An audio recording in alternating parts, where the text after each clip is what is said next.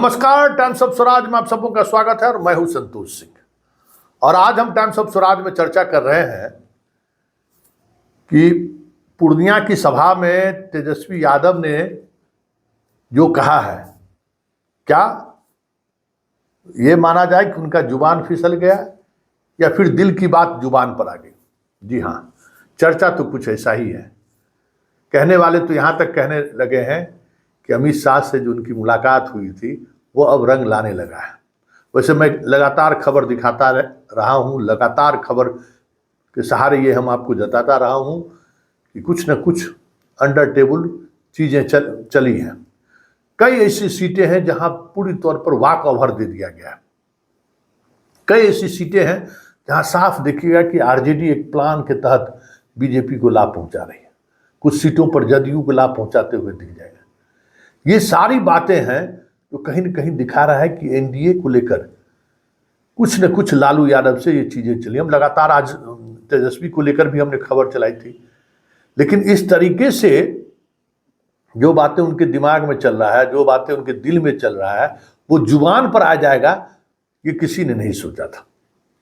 वैसे जो राजनीतिक शैली रही है तेजस्वी का, या जो उम्र रहा है, अनुभव तो उतना ज़्यादा है नहीं, तो वो जो मैच्योरिटी आनी चाहिए, जो दिल की बात, दिमाग की बात चेहरे से न झलके न महसूस हो सामने वाले का, राजनीतिक यही करते हैं ना। और इस मामले में जो जितने सफल होते हैं वो उतना आगे बढ़ते हैं, लोग तो यही कहते हैं।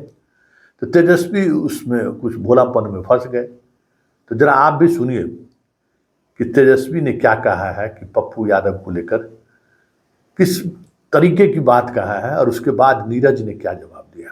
दुआ कीजिए, आप लोगों का आशीर्वाद बना रहे, एकजुट रहना है, किसी के धोखे में नहीं आना। ये कोई एक व्यक्ति का चुनाव नहीं है, ये दो धारा, या तो एनडीए या तो इंडिया, या तो एनडीए या तो इंडिया की लड़ाई है। या तो आप इंडिया को चुनो, और इंडिया को अगर नहीं चुनते हो बीमा भारती को, तो आप एनडीए को चुन रहे हो। साफ बात, साफ बात है। के नेता माननीय तेजस्वी यादव राजनीतिक हताशा में पूर्णिया की सभा में गर्मी के तपिश में राजनीतिक तपिश के हो गए शिकार।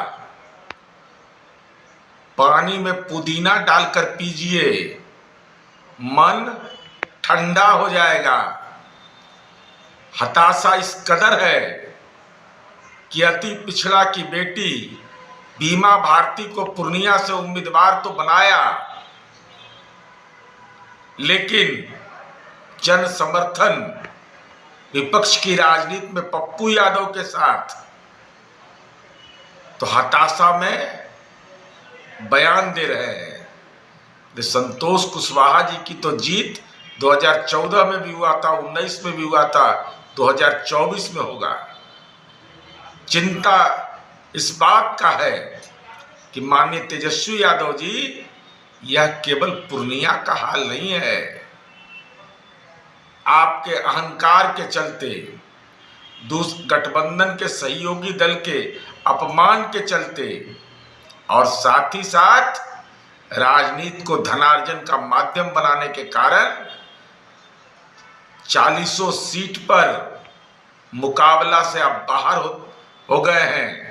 ऐसी स्थिति में हताशा भरा बयान केवल गर्मी के तपिश का असर नहीं है, राजनीति के तपिश का असर है।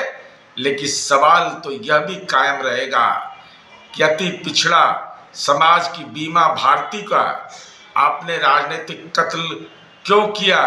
राजनीतिक कत्ल का गुनहगार आप होइएगा, क्योंकि आप अति पिछड़ा विरोधी हैं। उसके बाद नीरज ने क्या जवाब दिया, तो आपने सुन लिया। मतलब ये इस हद तक उतर गए हैं कि हमको वोट दीजिए चाहे नहीं दीजिए, पप्पू यादव को वोट मत दीजिए। और आज ये बात उन्होंने कह दी, और इसके कहने के पीछे वजह भी है। देखिए, एक तस्वीर और एक वीडियो दिखा रहे हैं। आज भी हम वो वीडियो दिखाए हैं। तेजस्वी की पूर्णिया की सभा में 1000-2000 आदमी से ज़्यादा नहीं जुट रहा है। और यही स्थिति मनोज झा का देख लीजिए तस्वीर, दोनों चीज आप देख लीजिए। गए थे मुस्लिम इलाके में और उपस्थिति देख लीजिए, 42 गो विधायक, 7 गो विधान पार्षद, जो भी मुस्लिम राज्यसभा सदस्य है और जितना थैलादारी आरजेडी के साथ है, सब पूर्णिया में कैंप कर रहा है। और तब ये हाल देख लीजिए। तो स्वाभाविक है तेजस्वी को गुस्सा आना, और गुस्सा आएगा तो फिर इस तरीके की जुबान फिसलना स्वाभाविक है। लेकिन सबसे बड़ी बात यह है ना कि पप्पू यादव को लेकर जिस तरीके से तेजस्वी ने सब कुछ दांव पर लगा दिया है, ऐसे में अगर पप्पू यादव चुनाव जीत गए तो समझिए कि लालू परिवार की उल्टी गिनती शुरू हो गई है। और जो नुकसान तेजस्वी को परिवार या लालू परिवार को नीतीश नहीं पहुंचा पाए 20-22 वर्षों में, इस जीत के साथ पप्पू यादव वो नुकसान पहुंचा देगा। क्योंकि जो लड़ाई नहीं होनी चाहिए थी या जो लड़ाई का डायमेंशन नहीं होना चाहिए था, तेजस्वी इस तरीके की बात करके, इस तरीके का बयान देकर उस नैरेटिव को बल दे दिया है। अब ये बातें चर्चा होनी शुरू हो गई है कि कोसी और सीमांचल के यादव को लालू बढ़ने देखना नहीं चाहता है। और ये शायद तेजस्वी को मालूम हो चाहे नहीं हो, इसी मधेपुरा में लालू यादव जब का परचम लहरा रहा था, उनके हेलीकॉप्टर को वहाँ के यादवों ने उतरने नहीं दिया था, और उतरने ही नहीं दिया, वहाँ के चुनाव भी हरा दिया उनको। तो ये बात चीज़ों को समझने की जरूरत है।